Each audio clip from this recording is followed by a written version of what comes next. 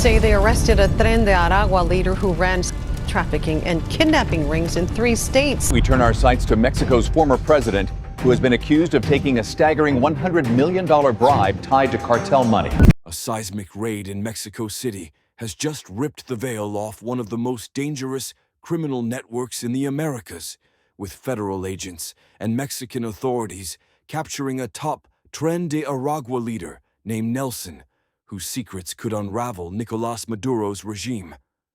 At the same time, Donald Trump is detonating political bombshells, accusing a former Mexican president of pocketing a staggering $100 million bribe from the CJNG cartel, a revelation that's left current President Claudia Sheinbaum trembling. These aren't isolated takedowns. They're threads in a sprawling web of corruption, mass killings, and cross-border crime that's pushing the U.S., Mexico, and Venezuela toward a catastrophic showdown. From femicides to narco-politicians, from Caribbean naval strikes to brawls in Mexico's Senate, this is a story of power, betrayal, and a looming war that could reshape the hemisphere. Buckle up. We're diving deep into the chaos, exposing the hidden connections fueling Latin America's underworld. The Mexico City raid, a surgical strike on Tren de Aragua. It started in Iztapalapa, a gritty corner of Mexico City, where Mexican police, backed by National Guard soldiers, executed a raid so precise it felt like a scene from a Hollywood thriller. They surrounded a nondescript building, weapons drawn, and moved in with military efficiency. Their target? A 29-year-old Venezuelan national known only as Nelson, a high-ranking operator of Tren de Aragua, one of the most feared gangs in the Americas.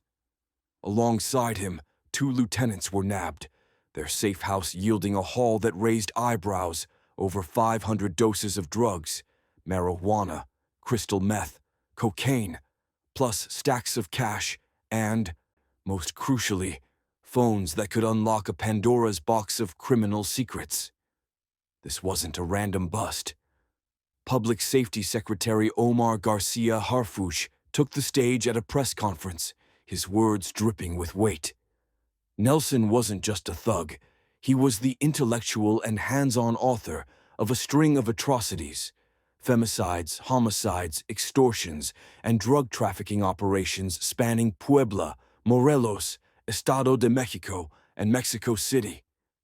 The authorities didn't frame this as a petty drug raid. They called it a disruption of a transnational node, a critical blow to a syndicate stretching far beyond Mexico's borders. The FBI's fingerprints were all over this operation, signaling a level of U.S.-Mexico coordination rarely seen in public. The U.S. Embassy issued a rare public nod, congratulating Mexico, a sign that something bigger was at play. Why does Nelson's arrest matter? Because he's not just a street-level enforcer. He's a linchpin in Tren de Aragua's sprawling empire, a gang that's metastasized from Venezuelan prisons to U.S. cities. Those seized phones, they're gold mines. The President, under his authority as Commander-in-Chief, has a right, under exigent circumstances, to eliminate imminent threats to the United States. Prosecutors are tearing through call logs, geolocation pings, and payment trails that could map out recruitment networks, smuggling corridors, and safe houses linked to facilitators across Central America and beyond. If the data ties Nelson's cell to crimes on U.S. soil, expect a cascade of extraditions, cross-border indictments, and diplomatic firestorms. This raid isn't just a takedown. It's a warning shot to every narco and corrupt official in the hemisphere. Tren de Aragua. From prison gang to continental syndicate. To understand the stakes, you need to know Tren de Aragua's origins. This isn't some ragtag crew slinging dope on street corners. Born in Venezuela's Tocoron prison, TDA started as a gang that overpowered guards, built a black market economy, and enforced loyalty with brutal discipline. Videos of their violence spread on smuggled phones, turning fear into power. Their tattoos, a 5-point crown, a rose, a clock marking time served, became their passports, symbols of a brotherhood that transcended cell blocks. When Venezuela's economy imploded under Nicolás Maduro's regime, TDA seized the chaos, blending into waves of desperate migrants heading north. Posing as asylum seekers, they hid their tattoos and slipped across borders, exploiting the chaos of mass migration during the Biden administration. In U.S. cities like New York, they turned migrant shelters into criminal hubs, recruiting displaced Venezuelans desperate for cash. Investigators say they've established gun smuggling rings, snatch-and-grab moped gangs, and sex trafficking operations along Roosevelt Avenue. In El Paso, TDA cells were busted running smuggling routes across the Rio Grande. In Aurora, Colorado, they staged a violent takeover of an apartment complex, leaving residents too terrified to stay.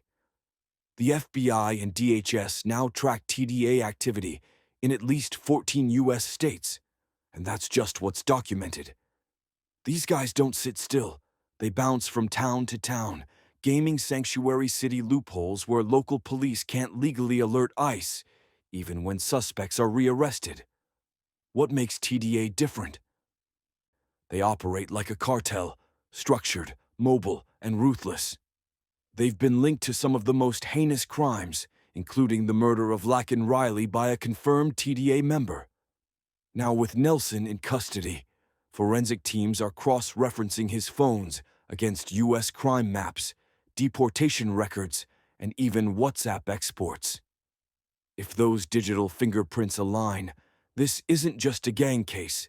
It's a hemispheric conspiracy stretching from Venezuelan prisons to American streets. And the biggest bombshell, the Maduro connection. Venezuela's president has a warning for the United States. If you mess with our country, you're messing with all of South America. The Maduro link, a regime accused of enabling terror. Here's where the plot thickens. U.S. intelligence dropped a report that reads like a blockbuster indictment waiting to happen. The National Intelligence Council found that Venezuelan government officials facilitated TDA's illegal migration into the U.S., turning Venezuela's permissive environment into an open highway for the gang. The report names heavyweights like Diosdado Cabello and Iris Varela as possible supporters, though it stops short of full verification. We're talking forged travel documents, unmonitored checkpoints, and prisoners quietly released with passports that shouldn't exist. Off the record, FBI sources say their domestic files are even more damning, hinting at evidence too sensitive for public memos. This isn't just negligence, it's systemic enablement. The Trump administration has openly labeled Maduro the de facto head of the Cartel de los Soles, a trafficking network allegedly run through Venezuelan military and intelligence channels. Named for the insignia worn by Venezuelan generals, the cartel moves cocaine north to fund black-budget operations, partnering with groups like TDA for muscle. U.S. investigators have traced shared smuggling corridors and overlapping personnel between TDA and the Cartel de los Soles for years. Nelson's arrest is a live grenade in diplomatic circles. If his files point to Caracas officials, this shifts from organized crime to a counterintelligence nightmare. Senator Marco Rubio didn't mince words. TDA is a tool of a hostile foreign government, killing on Maduro's behalf to advance his interests. Pam Bondi, a top Trump ally, went further, calling Maduro a fugitive head of a cartel already indicted in the U.S. for drug trafficking. If Nelson's data reveals chats or transfers linking to Venezuelan officials, prosecutors face a dilemma. Name those hiding behind diplomatic immunity or bury the case to avoid an international meltdown. Either way, the stakes are astronomical. Experts warn a war is brewing, not just on land, but at sea. Caribbean tensions, a naval showdown looms. The Caribbean has become a second front. Over the past month, U.S. destroyers have been patrolling in what the White House calls enhanced counter-narcotics operations. But the language is less about drugs and more about wartime doctrine. Defense Secretary Pete Hegseth bragged about sinking a drug boat, sending 11 narco-terrorists to the ocean floor with a chilling warning. When others try to do that, they're going to meet the same fate. Trump insists it's justified under his commander-in-chief powers to eliminate imminent threats. Critics warn that sinking foreign vessels without consent skirts international law. Drone-guided strikes in contested waters aren't exactly diplomatic. Maduro fired back with a warning that echoed across the hemisphere. If you mess with our country, you're messing with all of South America. He scrambled patrol ships, flooded Caracas streets with tanks, and vowed maximum preparedness for Venezuela's defense. His defense minister claims the nation is ready to fight if the U.S. enters Venezuelan territory. Trump doubled down. We're blowing them the hell out of the water. To his supporters, it's decisive leadership. To international lawyers, it's dangerously close to an undeclared war. Maduro went live on Venezuelan TV, calling it an extravagant, unjustifiable, immoral, and absolutely criminal bloody threat, declaring a republic in arms. Soldiers drill in Caracas. Missile launchers roll on trucks. It's chest-thumping, but the buildup is real. Behind the rhetoric, analysts see defensive spin. Maduro's using the crisis to distract from collapsing oil revenues, femicide scandals tied to TDA's trafficking rings, and the ticking time bomb of Nelson's phones. He's rallying the nation. Look, the Americans are here, close ranks. If those phones leak chats tying officials to migrant smuggling or illicit finance, his patriotism starts looking like panic. TDA's empire runs on human lives. Since 2018, they've forced migrant women into prostitution to pay smuggling fees. In Mexico, Nelson's cell is linked to multiple femicides, with burned migrant bodies found last year. If the data corroborates U.S. intelligence, Washington could brand TDA a state-sponsored terror group, unleashing sanctions, extraditions, and more strikes shaking the Caribbean.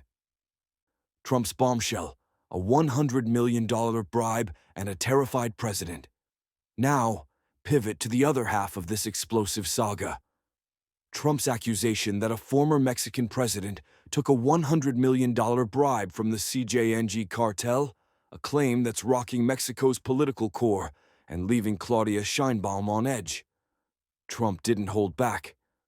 The former Mexican president collected a whopping $100 million bribe from El Chapo, he declared, framing it as part of his crusade against cartels. He escaped justice for decades, but under my leadership, he's finally been brought to justice.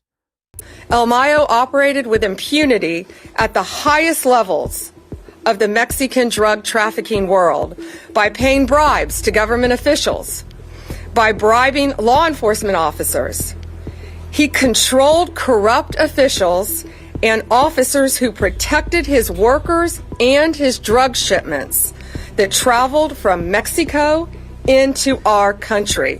The accusation traces back to El Chapo's 2019 trial, where his aide, Alex Cifuentes, stunned the courtroom. Living with Chapo in Sinaloa's mountains, Cifuentes claimed Peña Nieto personally offered $250 million for freedom. Chapo haggled it down to $100 million, delivered in October 2012 as Peña Nieto took office. Peña Nieto's team called it false, defamatory, and absurd, pointing to their role in Chapo's arrest and extradition. But Cifuentes doubled down. Chapo paid the Mexican military $12 million to kill rivals, and one official rejected $10 million out of personal hatred, not integrity. Fast forward to 2024, Ismael El Mayo Zambada, Sinaloa's shadow architect, faced a U.S. court. Captured and talking, he admitted the empire ran on bribes. Paying bribes to government officials, bribing law enforcement. He controlled corrupt officials protecting drug shipments into the U.S. facing 17 charges. The death penalty looms. Prosecutors confirmed no extradition treaty bars it since he was kidnapped by Chapo's son. These admissions paint a grim picture. Corruption infected Mexico's highest offices. When Claudia Sheinbaum took power in late 2024, Mexico was drowning in cartel violence. Entire cities were run by bosses, governors were on payrolls, public trust was shattered. Sheinbaum's hugs, not bullets policy, tackling poverty over confrontation, sounded noble but emboldened cartels. Killings surged in Mexico, overdoses spiked in the U.S., and Washington's patience ran thin. Trump designated cartels as foreign terrorist organizations on Inauguration Day, declaring a national emergency and militarizing the border with thousands of troops and heavy equipment. Trump pushed for direct intervention, U.S. military crossing to hit cartel hubs in Sinaloa, Michoacán, and Guerrero. Sheinbaum shut him down. The territory is sacrosanct. Sovereignty is not for sale. Patriotic words, but U.S. sources whispered she feared domestic blowback for protecting cartels. Bill O'Reilly didn't hold back. You don't have sovereignty, madam. You don't run your own country. Over 1 million Mexicans murdered or disappeared this century. Mayors, journalists, innocents. Culiacan alone saw over 900 killings since September, with civilians caught in the crossfire. Mexico's breaking point, a senator's accusation and Senate brawl. The loudest criticism came from within Mexico. Senator Lily Tellez, a former journalist turned firebrand, went on Fox News and called Mexico a narco state. We all Mexicans know about it. Mexicans are afraid of the alliance between the Mexican government and the cartels. She accused Sheinbaum's Morena party of swimming in cartel cash. The cartels have given so much money to these narco politicians to get into office, so they protect the cartels. Sheinbaum, she claimed, is a narco politician blocking U.S. help to shield her allies. Sheinbaum was livid, threatening prosecution. It's not a minor issue that a senator gave an interview to a foreign media outlet calling for intervention. Tellez doubled down. She doesn't want strong American leadership to help defeat the cartels. We're on the steps to be the next Venezuela. She accused Sheinbaum of aligning with Maduro and Cuba, destroying democratic institutions. The fallout spilled onto Mexico's Senate floor, where lawmakers brawled on live TV. Opposition Senator Alejandro Moreno demanded U.S. cooperation. Senate President Gerardo Fernandez Noroña, a Sheinbaum ally, cut his mic. Shoves turned to slaps. Chaos erupted, a country breaking apart under corruption and fear. In Culiacan, residents live a nightmare. Never before have we seen so many people dead, one said. Another pleaded, I ask God that this may be over. Citizens are begging Trump for rescue. Many have pinned hopes on President Trump to wage war on the cartels. Mexico's failing. Cartels aren't the core issue. Corrupt politicians are.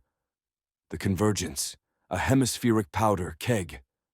These stories collide in a perfect storm. Tren de Aragua's Maduro-backed infiltration mirrors CJNG's political bribes. Trump's pushing military action against both, exposing corruption while raiding gangs. Sheinbaum's hugs policy looks like protection. Nelson's phones could link Maduro to CJNG routes, tying Venezuela's regime to Mexico's cartels. If Nelson or Zambada names more names, indictments could topple governments. Femicides, mass killings, bribes. It's a continental syndicate. Imagine the fallout. U.S. strikes sink more boats. Maduro mobilizes. Mexico's Senate erupts again. If Nelson flips, revealing chats with Venezuelan officials, or Zambada confirms Peña Nieto's bribe, this becomes a counterintelligence war. Trump's message is clear. No more. But will it spark invasion or diplomacy? The receipts are coming. Phones, WhatsApp logs, payment trails. When they drop, The war on terror lands in America's backyard. Subscribe for updates. This is only the beginning. Is this state-sponsored crime or isolated corruption? Share your thoughts below.